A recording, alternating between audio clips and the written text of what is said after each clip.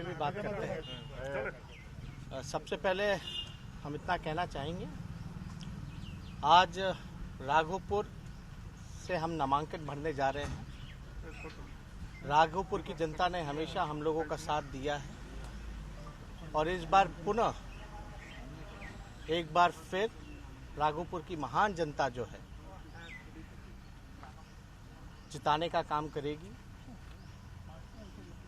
और आज नामांकन के दिन हम इतना ज़रूर कहना चाहेंगे, पहले हमने कहा है कि पहले कैबिनेट मीटिंग में सरकार बनती है तो पहला दस्तखत जो होगा, हस्ताक्षर जो होगा, वो 10 लाख नौजवानों को रोजगार देने का होगा, जो कि स्थायी होगा, सरकारी होगा। दूसरी बात मैं ये कहना चाहता हूँ कि बड़े लंबे अरसे से समान काम समान वेतन की जो मांग नियोजित शिक्षकों की रही है, उनको मैं वादा करता हूं कि सरकार बनने के दिन, आज मेरा नामांकन है, हम घोषणा करते हैं 2 दिन बाद हमारा ब्लूप्रिंट भी सामने आएगा साझा। सभी कांग्रेस और माले के सीपीआई सीपीएम के साथी भी साथ रहेंगे, लेकिन आज नामांकन है इसलिए मैं बताना चाहूँगा कि समान काम समान वेतन को लेकर के जो नियोजित शिक्षकों की लंबे अरसे से मांग रही है, लड़ाई रही है, उसको हम लोग पूरा करेंगे। हम लगातार बेरोजगारी पे, भूखमरी पे, गरीबी पर, पलायन पर, बाढ़ से लेकर के जितनी आफत कोरोना काल में जितने लोगों को, मजदूरों को परेशानी झेलनी पड़ी है, लगातार हम लोगों ने सवाल सरकार से पूछा, लेकिन सरकार के पास कोई उत्तर नहीं रहा। माननीय मुख्यमंत्री जी 145 दिन तक जो है बाढ़ कोरोना काल में गायब रहे, नजर नहीं आए। अब जब वोट का समय आया है तो जनता के बीच जाकर के वोट मांगने का काम करें। बिहार की जनता, बिहार जो प्रदेश है सबसे नौजवान प्रदेश है इस देश का, और बेहद ज़रूरी है कि 60% आबादी में जो युवा जो है 60% जिसकी आबादी है इस बिहार राज्य में, वो एक नई सोच की सरकार चाहती है। और ये निश्चित है हम सरकार बनाने जा रहे हैं और भारी उत्साह बिहार के गरीबों में, मजदूरों में, किसानों में, नौजवानों में हमने देखा है। कई बार हम लोगों पे निजी हमले होते रहे हैं, पूरी तरीके से हत्या का भी मुकदमा हम लोगों के ऊपर किया गया। किसके दबाव में, इस पे हम टिप्पा टिप्पणी नहीं करेंगे। हम नए सोच के हैं, हर जाति हर धर्म को साथ लेकर के चलेंगे।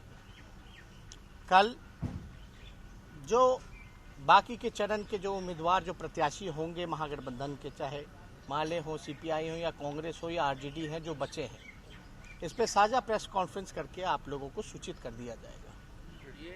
और आपकी सरकार बनेगी, नित्यानंद राय कह रहे हैं कि अगर आपकी सरकार बनी तो बिहार में आतंकवादी आएंगे। बिहार में 46.6 बेरोजगारी दर है। इस बेरोजगारी के आतंक पर क्या कहना है नित्यानंद का? ये बेरोजगारी का आतंक, गरीबी का आतंक, भूखमरी का आतंक, पलायन का आतंक, ये किसने फैलाया? 15 साल में इनकी डबल इंजन की सरकार ने क्या किया? हम तो पूछना चाहते हैं, किसी एक व्यक्ति विशेष का हम नाम नहीं लेना चाहते, एजेंडा से भटकाने की कोशिश कर रहे हैं, लेकिन हम एजेंडा पर ही चुनाव लड़ना चाहते हैं, ना जात ना धर्म। हमारी सरकार बनेगी, सभी लोगों को साथ लेकर के चलेंगे। लेकिन इस तरह का बयानबाजी करने वाले लोग पहले अपने गिरबान में झांक के देखें, क्या हुआ उन घोषणाओं का जो 2 करोड़ नौजवानों को रोजगार दे रहे थे हर एक साल, 15-15 लाख रुपए खाते में देना था, काला धन लाना था। बिहार विशेष राज्य का क्या हुआ? विशेष पैकेज का क्या हुआ? बिहार की बोली लगाई गई। कौन सी बोली लगाई गई थी? 70,000 करोड़ दूं कि 80,000 करोड़ लो, 1.25 लाख करोड़ रुपए का पैकेज दिया। मुख्यमंत्री गिड़गिड़ाते रह गए, पटना विश्वविद्यालय को सेंट्रल यूनिवर्सिटी का दर्जा दे दीजिए, वो तक नहीं हुआ। अब देखिए, जनता नई नौजवान बिहार को अब बेहद इस दौर के घड़ी में नई सोच की सरकार चाहिए, युवा सरकार चाहिए। इसलिए क्योंकि आपने देखा होगा 2014 में 12 में भाग जाते हैं भाजपा से बाहर, 2015 में हमारे साथ चुनाव लड़ते हैं, फिर उनके साथ जाते हैं। अगर इसी तरीके का सरकार चाहिए तो बिहार का विकास संभव नहीं है। बार बार ना कोई नीति, ना कोई विचारधारा, ना कोई सिद्धांत। इसलिए हम सभी लोगों से अपील करेंगे कि एकजुट होकर के जिन्होंने आपको सताने का काम किया, जिस निकम्मी सरकार ने आपको बदहाल स्थिति पे छोड़ दिया, जब जरूरत पड़ी तो बिहार नहीं घुसने दिया, उस समय को आप लोग सब लोग जानते हैं, याद करेंगे। तो मौजूदा सरकार का जाना तय हो चुका है। और जो हम बार बार हम दोहराते हैं कि हम ठेठ बिहारी जो कहते हैं वो पूरा करते हैं। हम लोगों ने नीतीश कुमार जी को कमिटमेंट किया था कि बिहार का मुख्यमंत्री बनाएंगे, चाहे आरजेडी का कम सीट आए या बेसी सीट आए। हम लोगों ने बनाया क्योंकि पब्लिक कमिटमेंट था। जो आज हम लोग कमिट कर रहे हैं कि 10 लाख नौजवानों को रोजगार देंगे पहले कैबिनेट में, तो वो करके रहेंगे। जिनको हास्यास्पद लगता है, उनको हंसी आती है बेरोजगारी पे बात करने पे, गरीबी पे बात करने पे, भुखमरी पे बात करने पे, पलायन पे बात करने पे। इसलिए जो बार बार 4 साल में 4 सरकार जिसने देने का काम किया, बिहार की जनता ने मूड बना लिया है कि इस बार एनडीए की सरकार नहीं आने वाली है। और कोई सवाल नहीं, ये कहा जा रहा है कि जो बयान और एक्सपीरियंस है, आप माता पिता के टाइम में भी आपके कुछ नहीं हुआ, आपसे कुछ नहीं हो सकता है, उलूल जुलूल बयान देते हैं कि 10 लाख लोगों को नौकरी दे देंगे।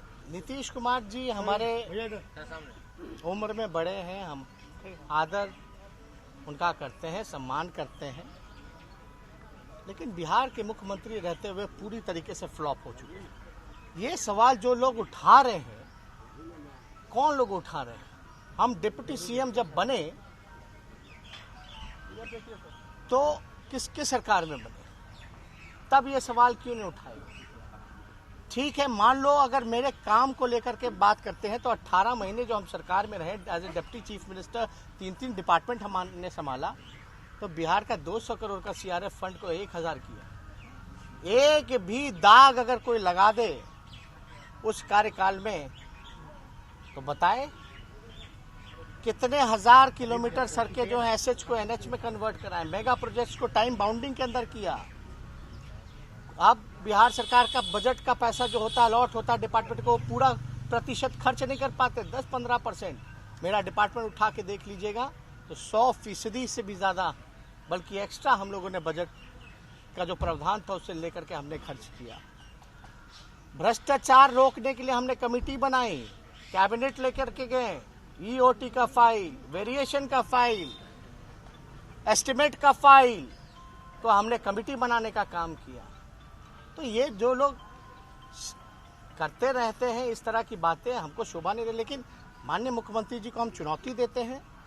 हम तो नामांकन आज करने जा रहे हैं, वो अपने गृह जिला नालंदा का ही एक क्षेत्र चुन ले, वो भी नामांकन करें, हम भी वहां से नामांकन करते हैं और उनको हम हरा करके रहेंगे।